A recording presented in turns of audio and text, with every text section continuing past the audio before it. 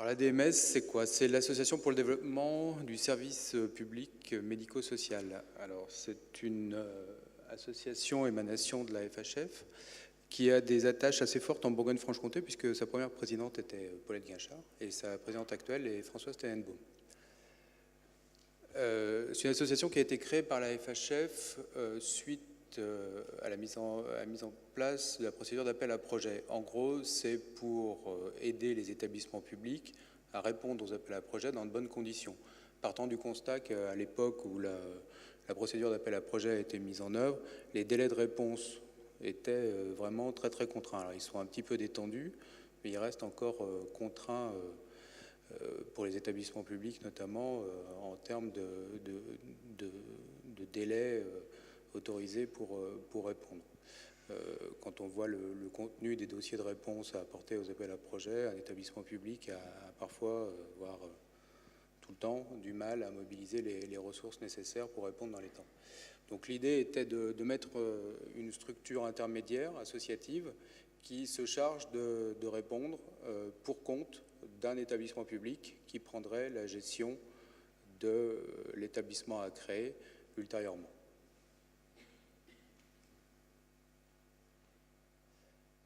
Un premier bilan, donc la DMS, sa date de création, c'est 2012-2013. Donc depuis 4 ans, les dossiers auxquels la DMS a répondu représentent 392 lits et places gagnées, donc avec un taux de réussite un peu supérieur à 50%. Donc sur 7 dossiers déposés, 4 dossiers ont été gagnés, donc pour une création nette de 392 lits et places.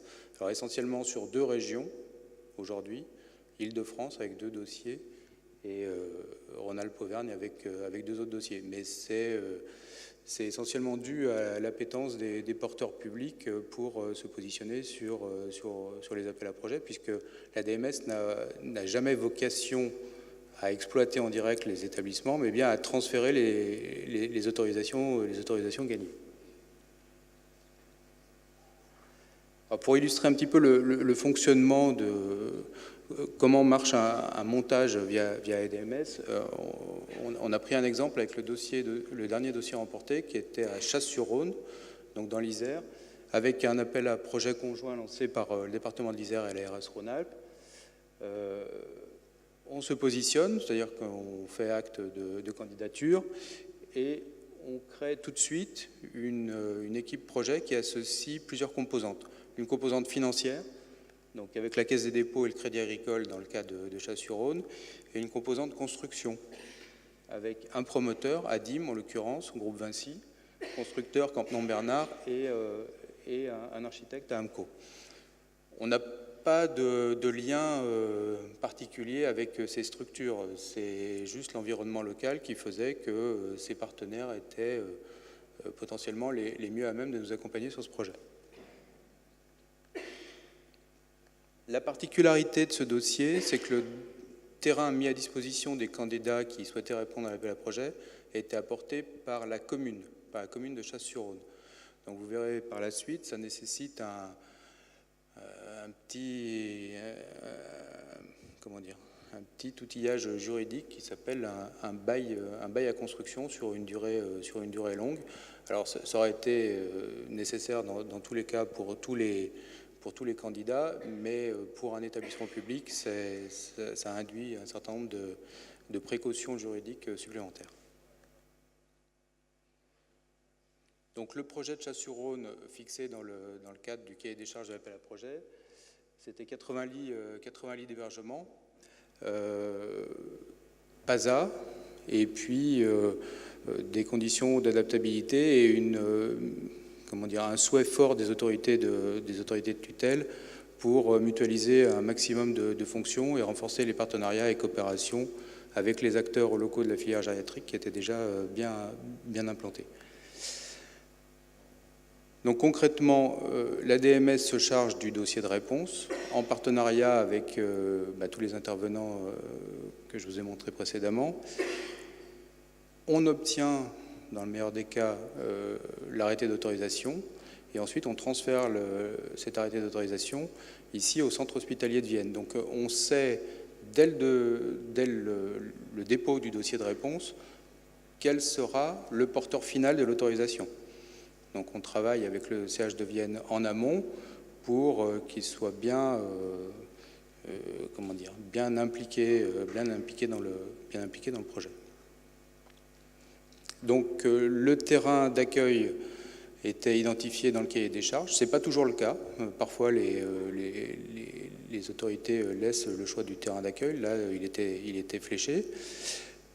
On passe par un montage qui s'appelle la VEFA, dont certains d'entre vous ont peut-être entendu parler, donc la vente en état futur d'achèvement, qui a un avantage, c'est de caler les coûts d'entrée de jeu et de sortir l'investissement de l'exploitant final. Donc, on a un engagement sur les délais et les coûts qui sont portés par le promoteur, en l'occurrence ADIM ici. On passe par une SCI qui est détenue par les financiers que je vous ai identifiés tout à l'heure, Caisse des dépôts et Crédit Agricole. Et c'est cette SCI, donc Société Civile Immobilière, qui devient propriétaire du bâti et qui le loue à l'exploitant final. Donc c'est peut-être le sujet particulier, c'est-à-dire que l'exploitant, en partant sur ce montage, perd la propriété de son bâti. Il y a certains exploitants qui y sont très attachés, auquel cas bon, le montage n'est pas adapté. Mais on y voit, nous, un intérêt, c'est que ça a le mérite de caler les coûts d'entrée de jeu et puis de reporter les délais de réalisation et les engagements sur les coûts sur une structure intermédiaire qu'est la SCI. Donc le processus de vente en état futur d'achèvement permet de caler dès la conception l'ensemble des coûts. Et puis, on va peut-être passer directement au loyer, parce que c'est le plus important, de caler le loyer et toutes ses composantes.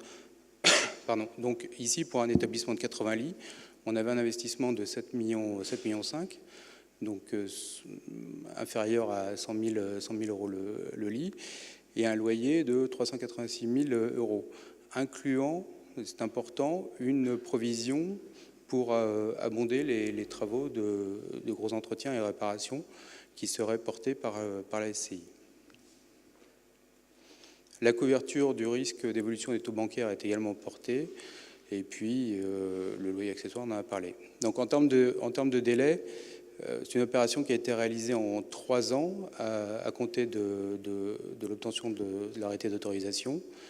C'est un établissement qui va être livré en janvier prochain pour une mise en exploitation par l'exploitant final, donc le CH de Vienne, en avril prochain.